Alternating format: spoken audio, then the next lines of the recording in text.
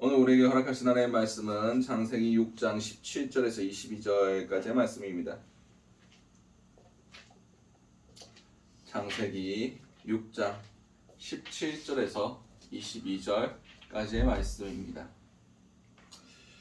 다시 하신 줄 알고 창세기 6장 17절에서 22절까지의 말씀을 한 목소리로 합독하시도록 하시겠습니다. 내가 홍수를 땅에 일으켜 무릇 생명의 기운이 있는 모든 육체를 천하에서 멸절하리니 땅에 있는 것들이 다 죽으리라.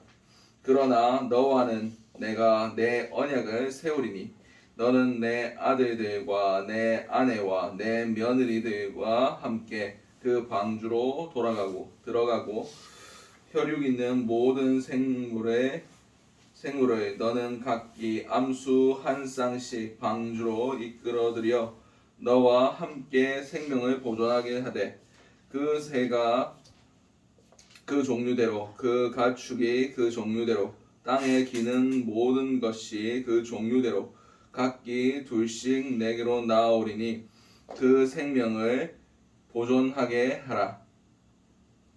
너는 먹을 모든 양식을 내게로 가져다가 저축하라. 이것이 너와 그들이 먹을 것이 되리라. 노아가 그와 같이 하여 하나님이 자기에게 명하신 대로 다 준행하였더라. 아멘. 오늘 우리에게 허락하신 창세기 6장 17절에서 22절까지의 말씀을 가지고 오늘 하루를 살아가실 은혜를 함께 나누셨으면 좋겠습니다. 우리가 먼저 기도해야 할 기도의 제목은 언약을 붙들게 하소서. 오늘 보면 17절에서 18절까지의 말씀입니다. 내가 홍수를 땅에 일으켜 무릇 생명의 기운이 있는 모든 육체를 천하에서 멸절하리니 땅에 있는 모든 것들이 다 죽으리라. 그러나 너와는 내가 내 언약을 세우리니 너는 내 아들들과 내 아내와 내 며느리들과 함께 그 방주로 들어가고. 아멘.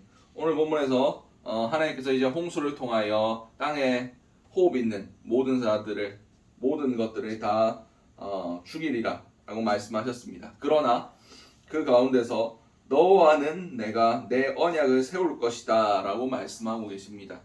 여기서 중요한 것이 언약 개념입니다. 언약은 베리트라고 히브리어로 얘기합니다. 이것은 자르다 라는 뜻을 가지고 있습니다. 창세기 15장에 아브라함과 하나님이 언약을 맺는 장면이 나옵니다. 하나님께서 양과 숫소를 잘라가지고 그것을 맞대어서 이렇게 맞대어서 중간에 거리를 두고 거기 그렇게 맞대어서 각을 떠서 놔둬라 라고 말씀하시면서 밤이 돼서 거기를 하나님께서 불로써 지나가십니다. 이게 당시 근동 지방에서 계약을 맺는 방식이었습니다. 짐승을 잘라서 둘이 양옆에 놔두고 중간에 길을 만들어서 계약자 두 사람이 손을 잡고 그 사이를 지나갑니다. 이게 무슨 뜻이냐면 우리가 지금 계약을 맺는데 누구라도 이 계약을 어기는 사람은 이 짐승처럼 쪼개질 거다 라는 것을 의미합니다. 다시 말해서 하나님께서 확실하게 우리에게 약속해 주셨다는 겁니다. 근데 중요한 것은 아무나 구원하시는 것이 아닙니다. 계약은 쌍무적인 겁니다. A가 무언가를 B에게 해줄 때 B도 마땅히 거기에 상응하는 무언가를 해야만 그 계약이 성립됩니다. 제가 가게를 가서 물건을 사는데 물건만 들고 나가면 저는 그것은 범죄가 됩니다. 왜냐하면 그 물건에 대한 가격이 있고 내가 그것에 대해서 그 물건을 취하기 위해서는 그에 합당한 가격을 지불하는 것이 계약이기 때문입니다. 그렇듯 우리도 하나님 앞에서 우리가 요구할 것만 하나님께 구하는 것은 하나님과의 그 쌍무적 계약 관계를 어기는 것이 됩니다. 바꿔 말해서 우리가 하나님 앞에 요구하기 이전에 하나님께서 우리에게 먼저 요구한 것을 우리는 반드시 지켜야 된다는 겁니다. 하나님께서 우리를 마지막 때에 구원하시리라 약속해 주셨습니다. 그런데 아무나 구원하신다고 말씀하시지 않으십니다. 나보러 주여 주여 하는 자마다 천국에 들어갈 것이 아니라 아버지의 뜻대로 행하는 자라야 천국에 들어가리라 라고 말씀하셨습니다.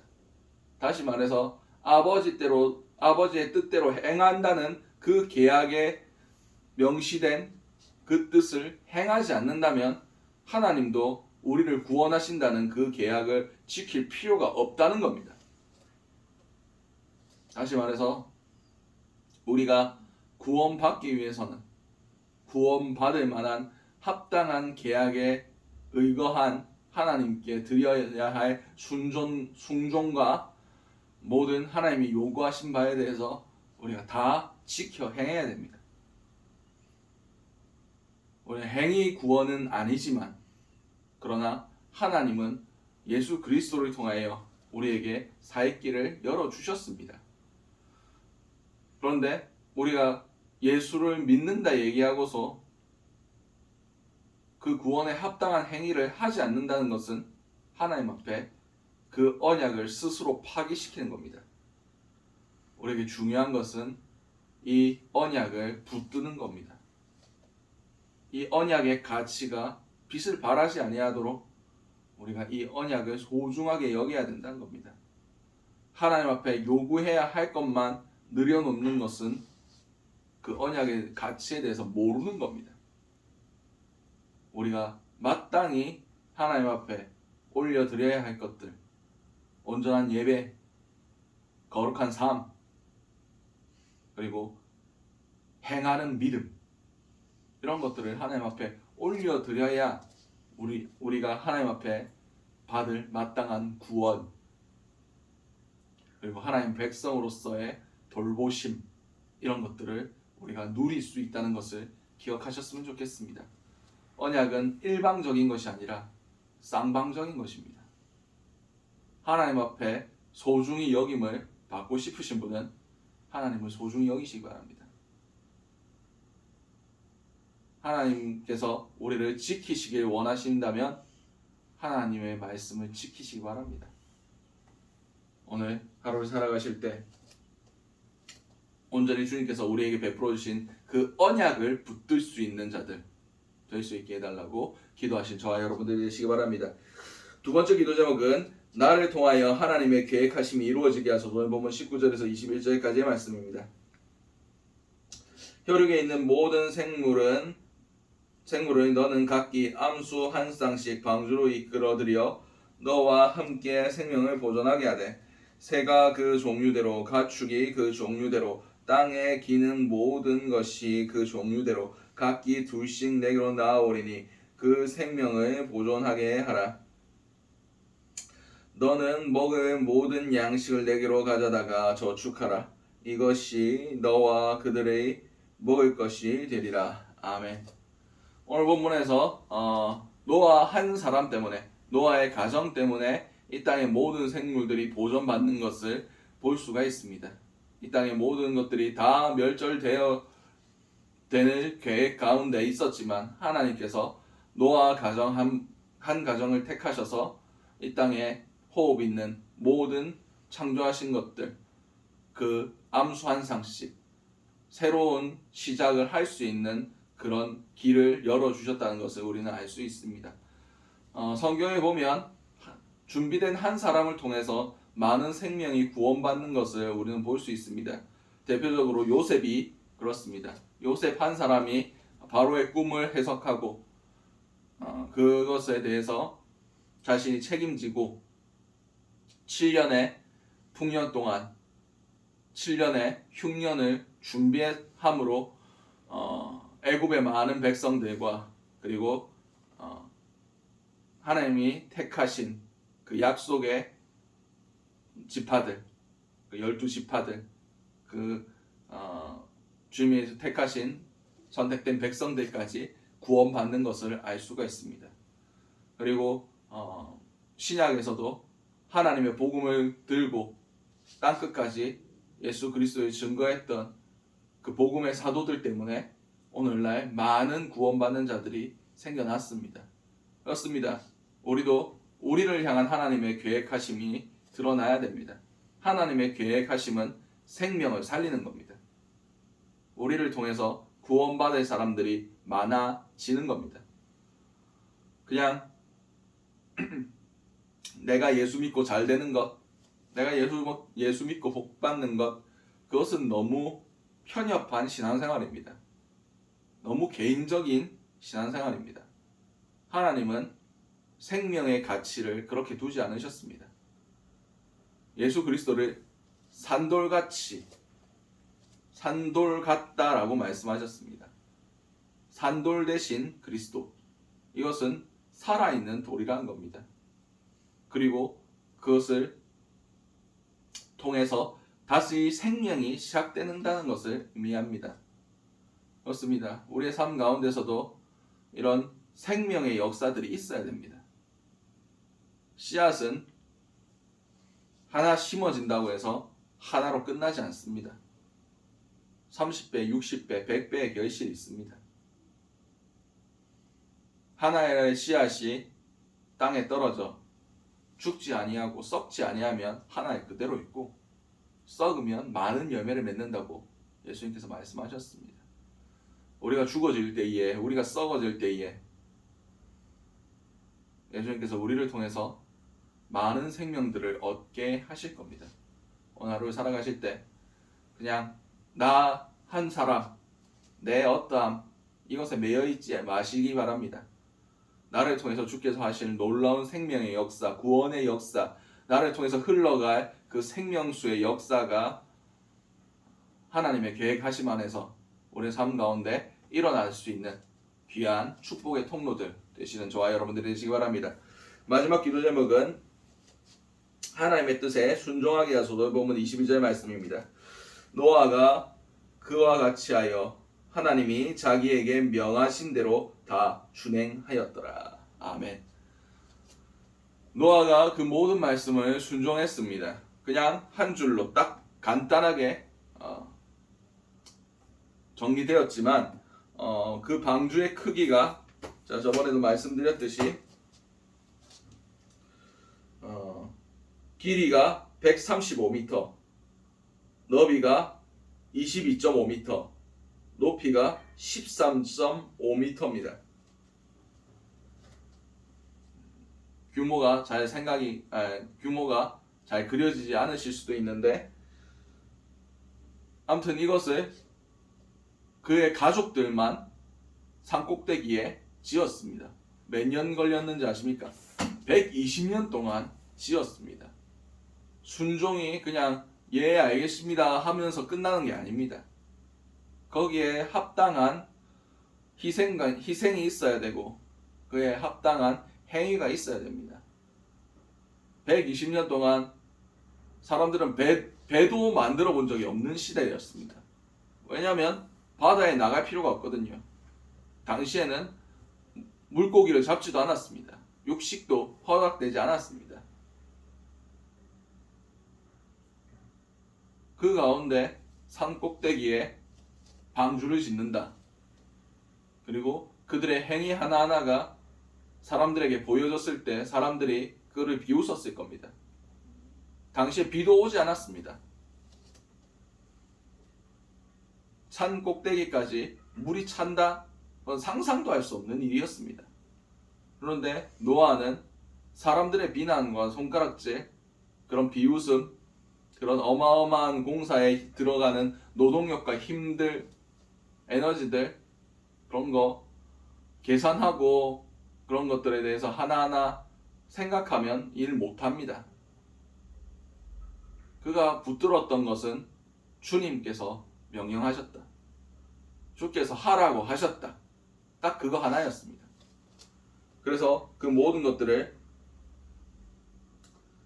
자기에게 명하신 대로 다 준행하였더라 라고 말씀하고 계십니다.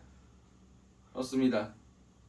가끔씩 주님께서 우리에게 주시는 생각과 우리에게 주시는 명령이 얼토당토 안 하다고 생각될 수도 있습니다. 우리가 어떻게 아가파의 사랑을 할 수 있느냐? 우리가 어떻게 원수까지도 사랑할 수 있느냐?